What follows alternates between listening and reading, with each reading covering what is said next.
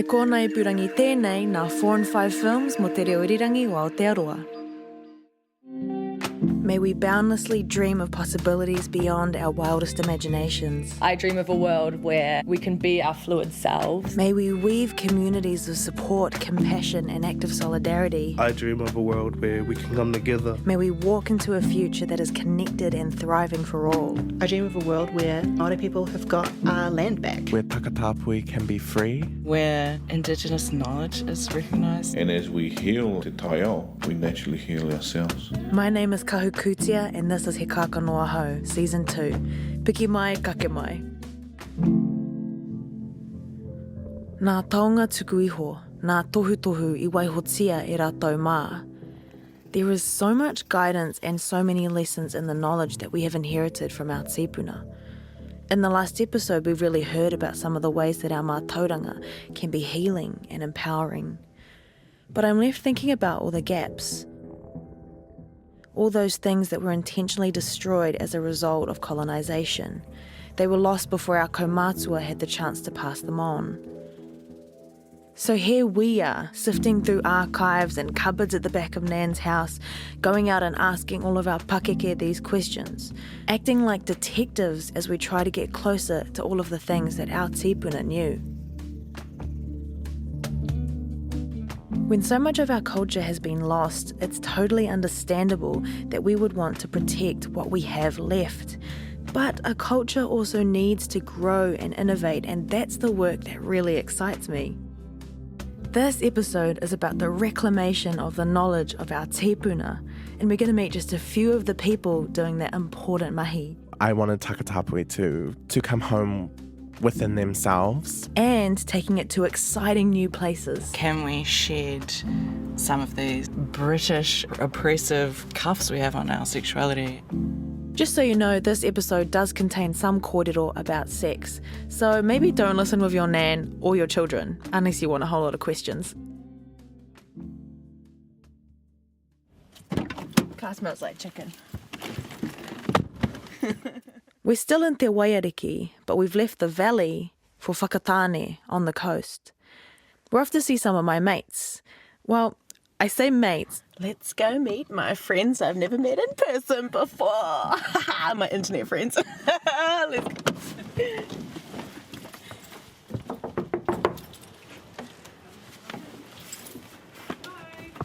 Hi, hi, hi. Hi. Oh, hi. Oh my gosh, hi. So that's the point when three Sagittariuses meet in person for the first time. These internet friends that we're meeting are Lane Cable and Sarah Hudson. They're mamas, friends, artists and researchers. And together with Jordan Davey Ems, they've started a witchy, arty, decolonial research collective called Kawairaro.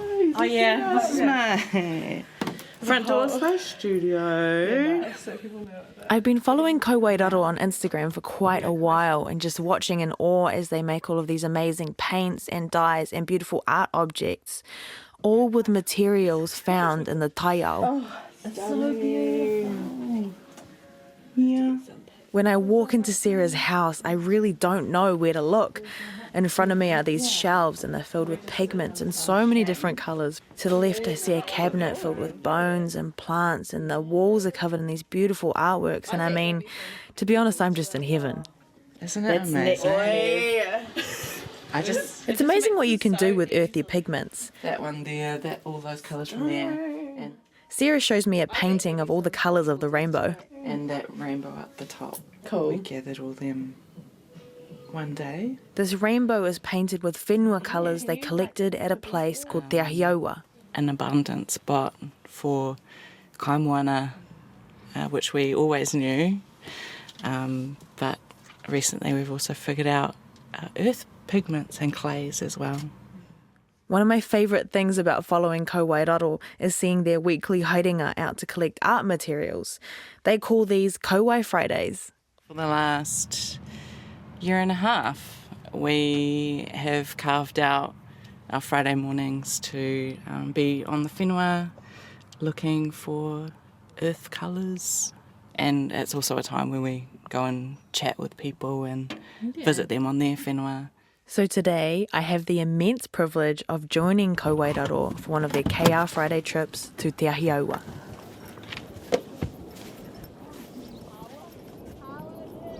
Te Ahiaua is on the road that leads you all the way out along the east coast. We're about 10 minutes west of Opotiki. The Wawatatia River finds the tidal mouth here and flows out to sea. It can be really peaceful, even though there are some pretty massive trucks speeding by every few minutes. And the trucks, the milking trucks. Being here on this beach is a big throwback for me. I used to come here to collect pipi with my whānau when I was a kid. I can remember digging my toes into the soft sand right in front of us, playing with the little tiny crabs, climbing up the orange banks of clay. Lane has similar memories. Yeah, collecting pippies after going to the rodeo. My dad making us get in when it's like freezing cold in winter and being like, oh, do we have to, Dad? Because I used to do, I'm hungry. Yeah. When Ko Wairaro first started these weekly trips, it really was just a bit of a hobby, but it's evolved to be so much more than that. What do we call Yeah, it? This that's is our research and art practice. this is just our cultural practice now. Yeah. We just carve out a Friday morning to practice. So partly KR Friday missions are for collecting raw materials to work with in their art. Every time we gather, we make paint, we keep a raw sample, and we make dye as well, like a textile stain. And all But that. Ko Wairaro also catalogue everything they collect, and that's the research bit. Even though we mostly gather and harvest in our own rohe, if we are ever out and about, it's finding out who are the people of that spot and acknowledging them in our records. When you're going to a new place, do you have a process of like learning about that place before you go there, or? Definitely when it comes to the names, I think that's something that we try to do every time we go somewhere, is like making sure that we're giving it its correct name, like its original name. And like Ohope, there's different places we go to, like He Kākano, which people probably know as like Pora Hope. Te Horo is another place in Ohope that we go to.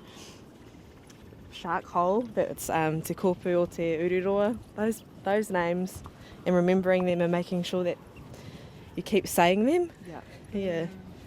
I'd encourage people to do that with their artwork too, when they're using whenua in their art, is to reference where that whenua came from and who lived there.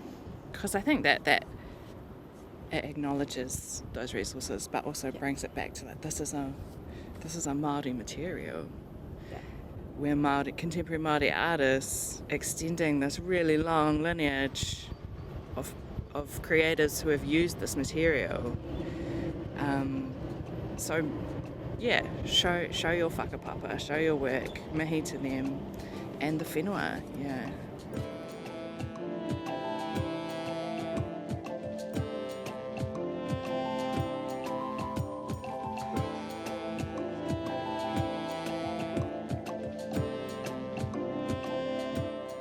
In every area, the whenua has its own colour palette.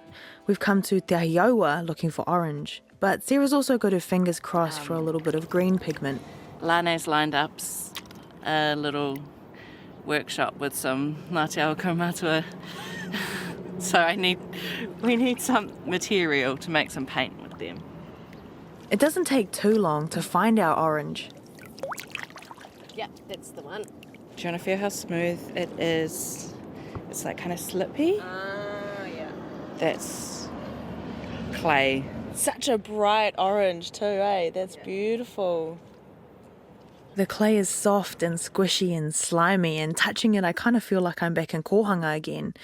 And I mean, this process actually isn't too different from little kids going out into the taiao and touching everything with their hands, really getting curious. So to find things that's workable, to find rocks that are workable, we just go around and touch heaps of different rocks. Like We look at a rock and like, oh, that's a pretty colour, and then we touch it and see if it'll grow. So simple. So simple and so fun, but Lane and Sarah do have a specific goal in mind. If we can grind it by hand to a fine enough powder that we can then turn into a smooth paint. So it's all kind of similar type of whenua. Sometimes things can be gritty or have bits of pumice in or be really sandy, and we can't kind of grind that down evenly as easily. So if we get a handful of clay, it's got no stones in it, that's really easy and workable for us. We sort of just work with what's easy, what it wants to do. Yeah.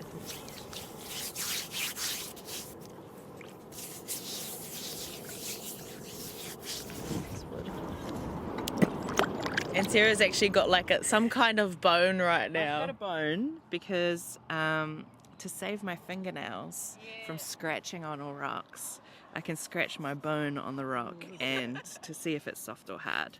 Just being here with these two, I'm thinking about how many colours must be there all the time in our backyards. But some types of whenua are more rare, and you do have to look a little bit further. Kokowai is one of them. Kokowai is iron-rich earth. It's this beautiful red ochre that's often found in volcanic areas. And it was used by our tūpuna as an art-making material, ceremony, it's a rongoa, it's a sunblock, keep the sandflies off, for painting. There was also beautiful practices of adornment, so like makeup, painted cheeks, foreheads, lips, bodies, whole bodies. Sometimes you can see kapahaka rōpū have a red. Sometimes that's kokowai. Sometimes it's house paint. Sometimes it's acrylic. I didn't know anything about kokowai before I saw it pop up in Lane and Sarah's mahi, but it's always been a really significant resource for Māori. Yeah, like it's always listed as like quite a bit as like trading. So that'll be like trading harakeke, kokowai. And we're like, okay, but where is this kokowai that you're talking about? Yeah.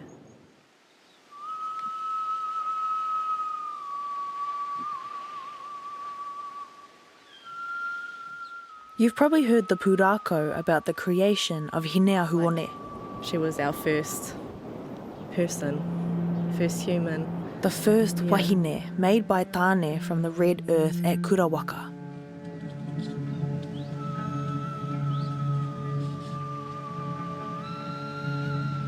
And Kurawaka is like the vulva of Papatūānuku. I always think of that when you talk about the iron rich of kokowai, and then He Kākano being made from that blood of Papatūānuku. That kokowai that He Kākano was formed from was the ikura of Papatūānuku.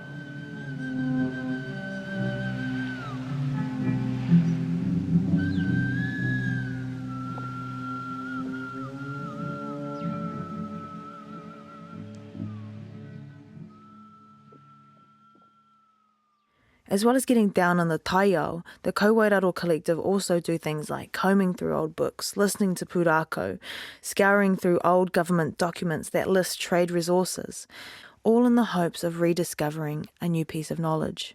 That's how they found some really solid kōrero about kokowai in their rohe. We were on this mautire and we weren't completely sure if there was colour there or particular colours. I was hoping for reds and stuff, but no expectation. Sort of went there with like, whatever, if we find something that's pretty cool. And then we got there and got to a particular place and there was just like the most beautiful reds, and like the quality of it was just like it was so beautiful. It was so red that we cried. Yeah. I cried. I was like, there's a photo man on my it was a moment. It was beautiful.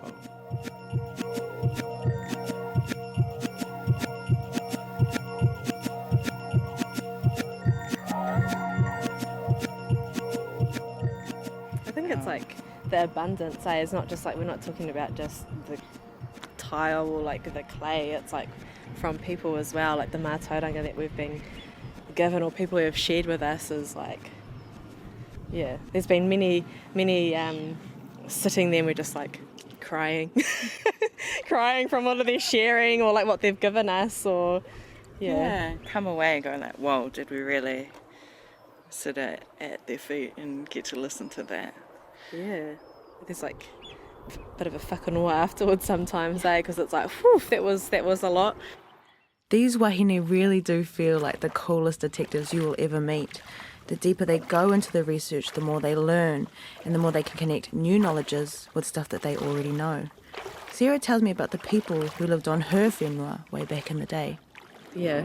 Peeps who lived where we live before Mātatua waka were called Te Hapu One, so birthed from the earth people, soil people.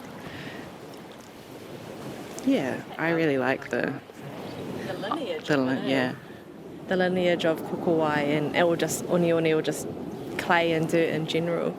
Yeah. I feel super connected to this mahi, in like a real physical sense. It gets us on the whenua, it gets us walking, it gets us touching.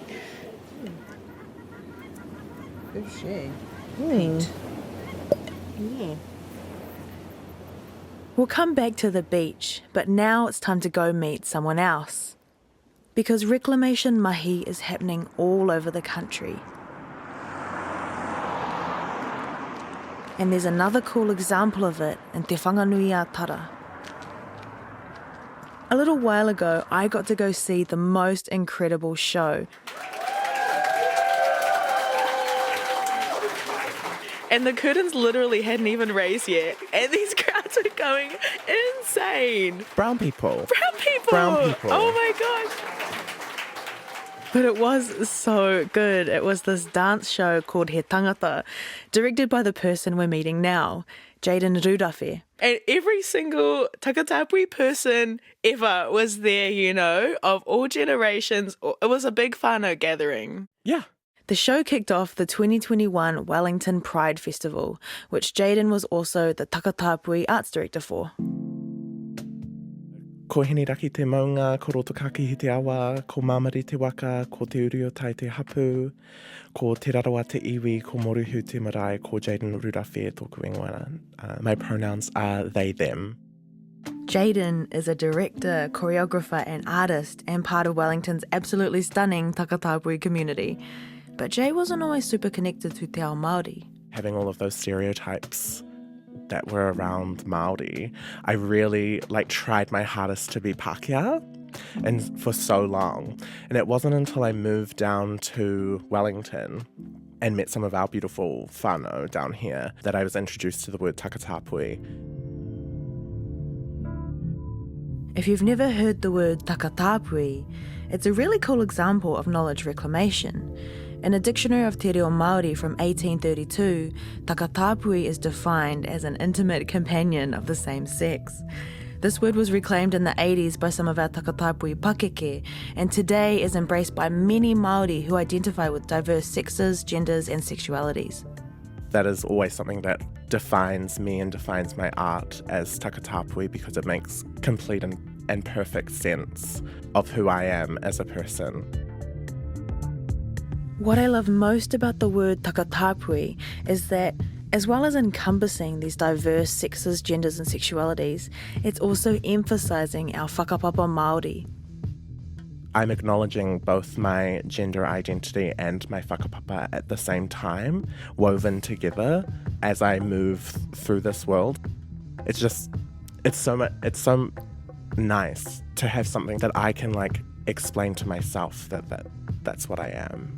And that is who all of these people that I love and care about so much also identify as, and that we've made this tight-knit whānau of Takatapui that I've never had before and that I've never seen before, and now it's here.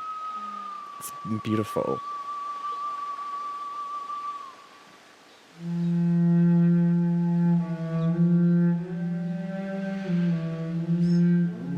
He Tangata was co-directed with Paris Elwood, and maybe the best part for me was the karanga by local kaiwaiata and one of our favourite witchy aunties, Te Kahureremoa, calling to Takatapui to take their place on the marae once again.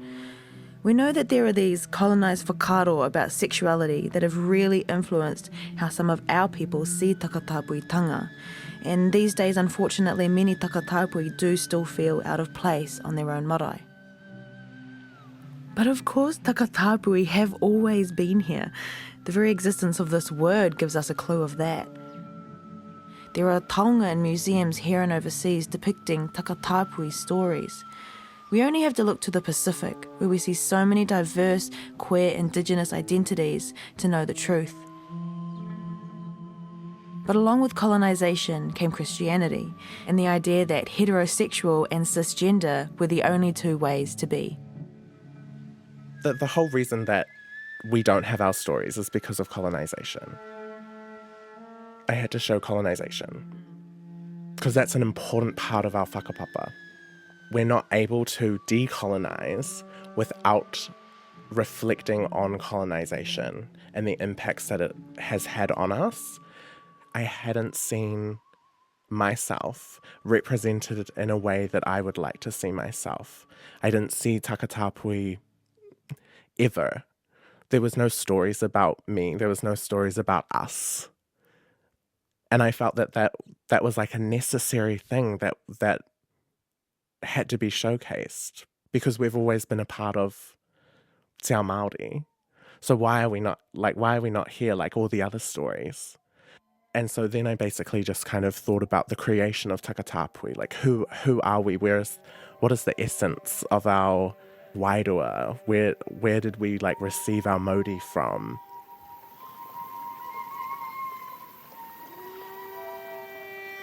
There's a poem called Kōkotea, which was written by Elizabeth Kerekere, and this was one of the things that helped inspire He Tangata and answer some of Jay's questions about gender and sexuality. Funny enough, this poem was written by Elizabeth when she spent time in Ruatahuna, where I come from. You quench my thirst when I never thought to be satisfied. You feed my soul when I thought I would always hunger. Born of Papatuānuku, you are the soft weeping of Ranginui, the elusive presence of Hine Pūkohurangi, the tremble of Ruaumoko, the allure of Hine Moana, the home of the Kokotea.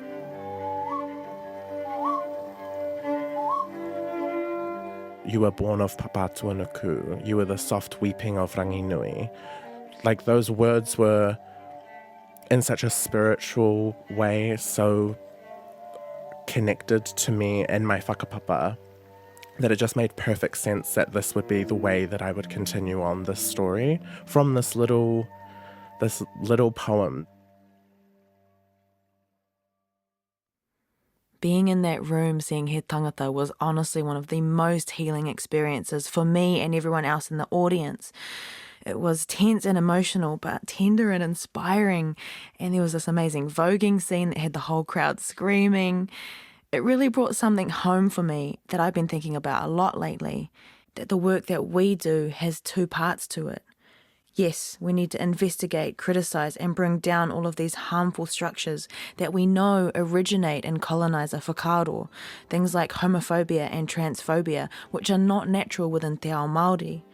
But the work of fighting every day can be really draining, so we also need to make sure we have space and time for the things that replenish us. That show was not about me, that show was not for me, that show was for Indigenous queer people. And that was a really important thing that I had to carry for the entirety of the project, because I felt the need to do it for my community, for my people, to give back to them. I wanted Takatapui to come home within themselves.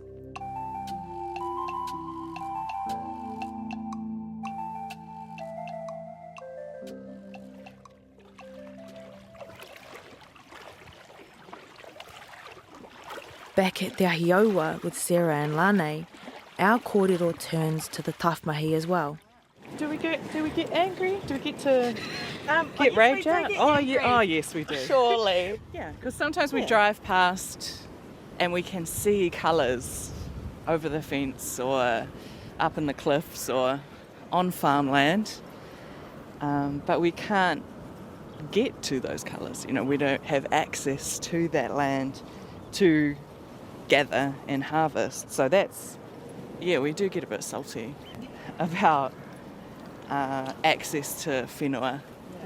I think that was like came up about lockdown, we were talking about lockdown and accessibility and like who got to like be at the beach and by the harbour, and that wasn't us. I was like gridlocked in Taniatua with like not really anywhere to walk around, and they got it all over there.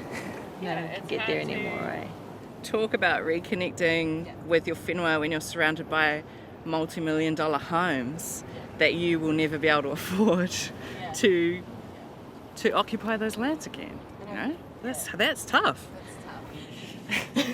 We always joke about how like this practice we're like taking like a land back by like spoonful of colour. It's like a bit of a joke, but It's one of those jokes that's not really a joke. When I was at Sarah's house earlier, I noticed some stickers lying around that talked about Ōpihi Whanaunga Kore. It's a place that means a lot to Lane.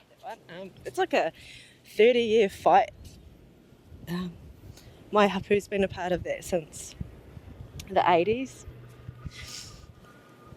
They really put themselves out there for the tīpuna buried there. Lane grew up here in Whakatane. Apart from being a full-time mama and a member of Kauairaro, she also spends a lot of time at different iwi hui. Recently, that's been hearings about Ōpihi Whanaunga Kore. This place is a really significant site for anyone who comes from the Mātauranga waka.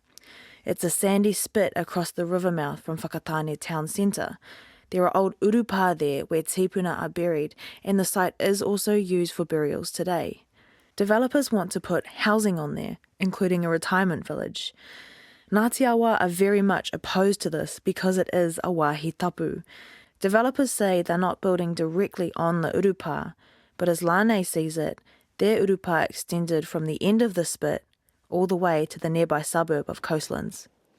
Yeah, and so we're saying a big fat no to that. Don't build on our tīpuna's graves, especially that place is so ancient. It's like the cradle of Mātauranga, but even before that. So we're talking about like Te Waka Waka, this is Maui's grandson, talking about Toi Kairako, Awanui Arangi II, all these people. So there's a lineage of whakapapa, not just Ngāti Awa tūhoi, but the wider Mātauranga iwi as well. Yeah.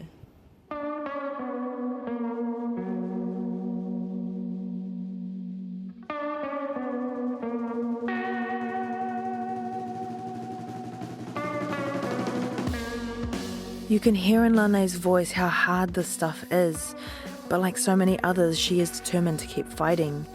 For her, there is only one right outcome. It's actually that simple. It's like land back, give us our land back, let us be able to be kaitiaki of our tīpuna that are buried there, leave them be, don't disrupt the ambience or the tapu of that place.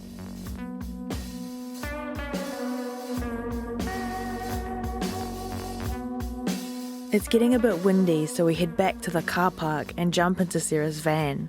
I'll just put some seats down. We pick up right where we left off. Yeah. And when we talk about land back, we're talking about water back, we're talking about ceremonies back, we're talking about our sexuality back, our bodies back. Kauairaro's latest art project is an exercise in reclaiming Māori sexuality and bodies, exploring this question. Can we shed some of these British oppressive kind of cuffs we have on our sexuality and play?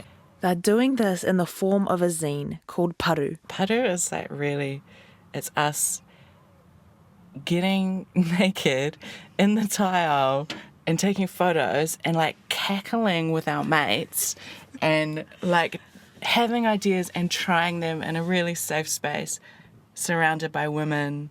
It's super empowering and funny and sexy And Hot as. yeah. This is that other mahi that I was talking about, the stuff that is fun, silly, affirming, safe, and empowering.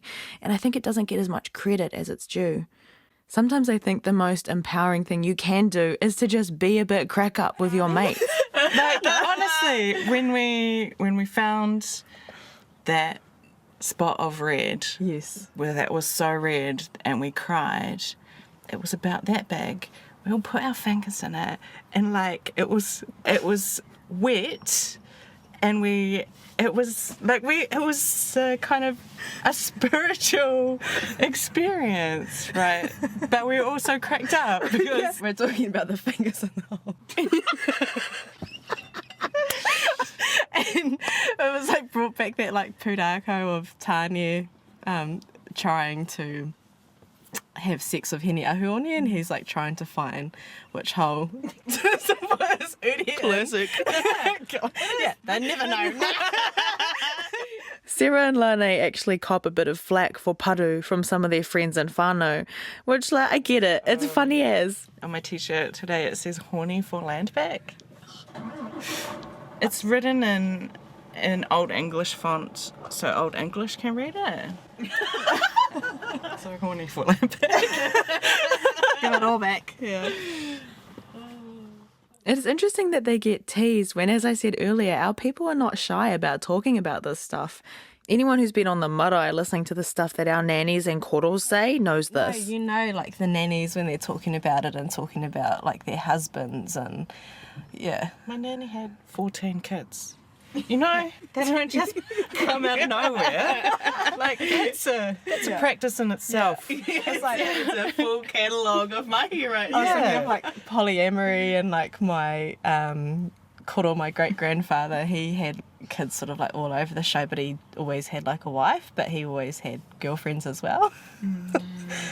It's bringing practices back. It's reclamation. It's Yeah. decol. Yeah. Body sovereignty, all those types of things. Mana motuhaki. Yeah.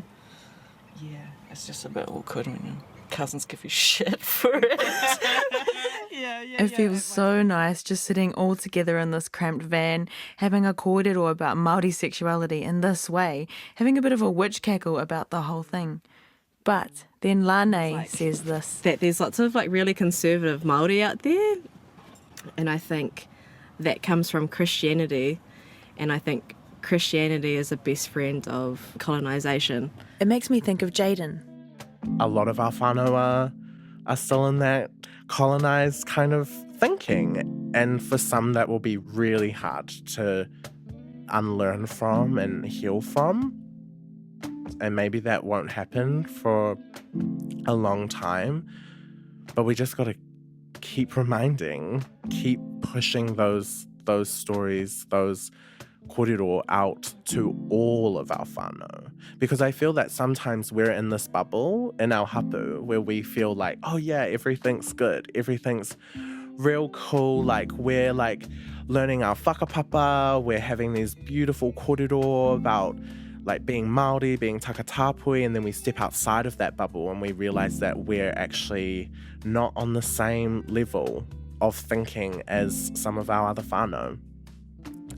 That's pretty hard to go into your communities or like even go into your marae and not feel accepted like wholeheartedly by everyone who is in the room. But I think that we just have to keep pushing us into these spaces. We can't be like holding back from being ourselves, from being takatapui, because then that's exactly what the colonizer wants. We cannot let the colonizer win. No, we cannot. No. It is time for us to tell our stories to our people who may have not ever heard of these stories before. But we get to do that now, not the colonizer. We get to do that.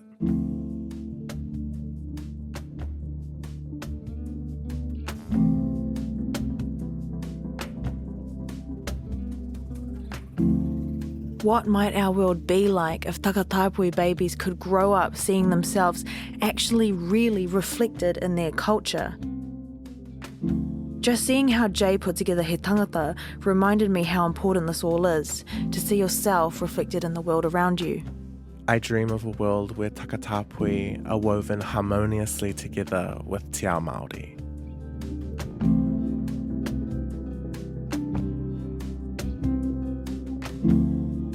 And back in our cramped van at Te Haiowa, Lane and Sarah also have big dreams. I dream of our mātauranga being accessible to all Māori, being connected to your hapu and your marae. I dream of land back, yeah, like we said before, ceremonies back, mātauranga back. I dream of a world where Indigenous knowledge is recognised in a meaningful way.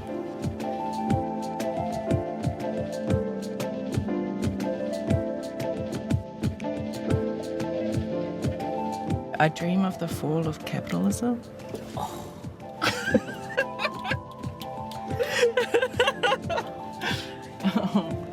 Yeah, hard, because I think once that crumbles, then Indigenous will get to rise again.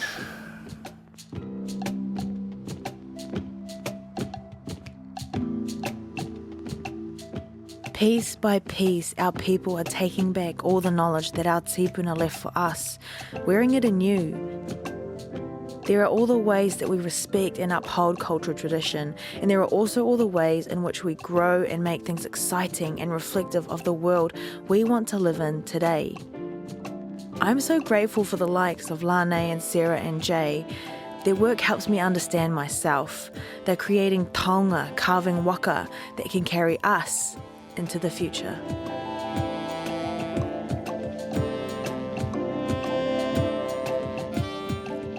Coming up in our next episode, we're going to have a pretty tough discussion about whakamomori and suicide. So we're heading to a pretty dark place. Me, I was young. I was still trying to understand what was going on. It was my first funeral I've ever been to. Never been to a funeral before. Don't even know what death is. In the hopes of shedding some new light. Our tūpuna will come and gather those that have been neglected, a wairua, a tinana, a hinengaro. So if we can't look after them, they will.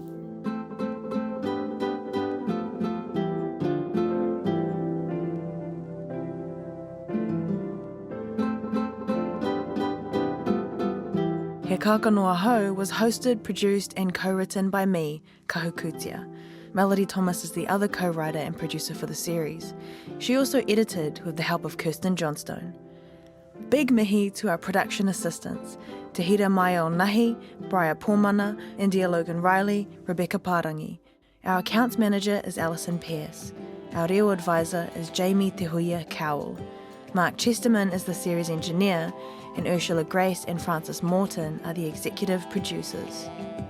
Music for the series created by Ruby Soli, Ma and Ranui Mars, and our cover art is by Huriana Kopeke Te Aho. So many thank yous to our poets and creatives, Ranui Mars, Isembri Aulani, Marati K, Taranaki Young Grace, Trinity Thompson Brown, and Sinead Overby. Big mihi to the folks at RNZ, Megan Whelan, Shannon Honui Thompson, Justine Murray and Tim Burnell. This podcast was made with the support of RNZ and New Zealand On Air. The final big thank you is to all of our kai kōrero who shared their thoughts, hopes and dreams for this season of He Kākano Ahau. We are so grateful. This kaupapa is for generations of Indigenous babies to come. May you be grounded, may you be hopeful, may you always be able to find your way home. Aroha nui.